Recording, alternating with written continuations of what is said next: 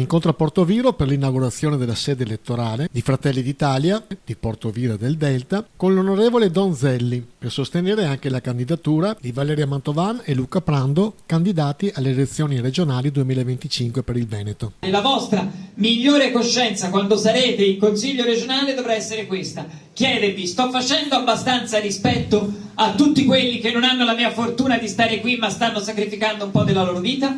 E allora, sapendo che voi direte di sì perché siete bravissimi e siete tutti e 5 candidati, faccio il più grande in bocca al lupo possibile fino all'ultimo minuto, campagna elettorale, perché questa sfida è importantissima. Il Veneto è stato ben governato fino ad ora, ma può essere governato ancora meglio, e lo sarà quando Fratelli d'Italia sarà il primo partito in Consiglio regionale del Veneto, sarà il partito con i ruoli più importanti negli assessorati, sarà il partito che trainerà la giunta con Alberto Stefani, che è bravo, capace, giovane, ma ha bisogno anche al suo fianco di una squadra importante come porterà Fratelli d'Italia nella vittoria della regione Veneto. Quindi mi raccomando, fino all'ultimo chiedete il voto a tutti, lo dobbiamo fare per il Veneto, per Portoviro, anche per far vedere i risultati e il peso che abbiamo su questo territorio, lo dobbiamo fare per Fratelli d'Italia, anche un po' per Giorgia Meloni, per fargli vedere il consenso che gode sul nostro territorio, ma soprattutto lo dobbiamo fare per tutti quelli come voi che sono qui questa sera, che credono in noi e che non tradiremo mai. Grazie e buona serata. Valeria Mantovan, ultimo giorno di campagna elettorale. Che campagna elettorale è stata questa? È stata una campagna bella, ricca di entusiasmo, tanti mani strette, tanti amici ritrovati e amici nuovi che si sono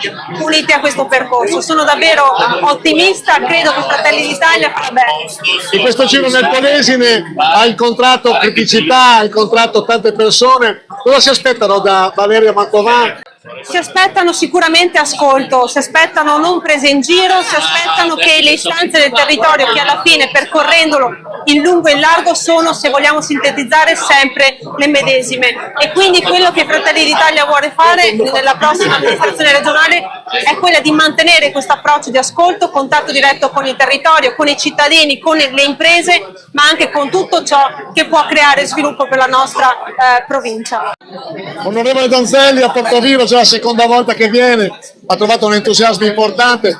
Cosa si aspetta Fratelli d'Italia dalle votazioni in Veneto, visto che si resetta tutto questo giro?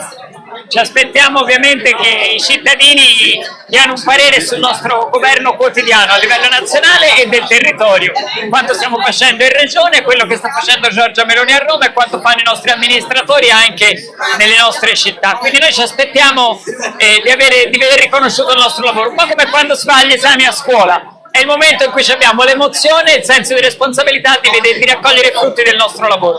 Ci rimettiamo ai cittadini.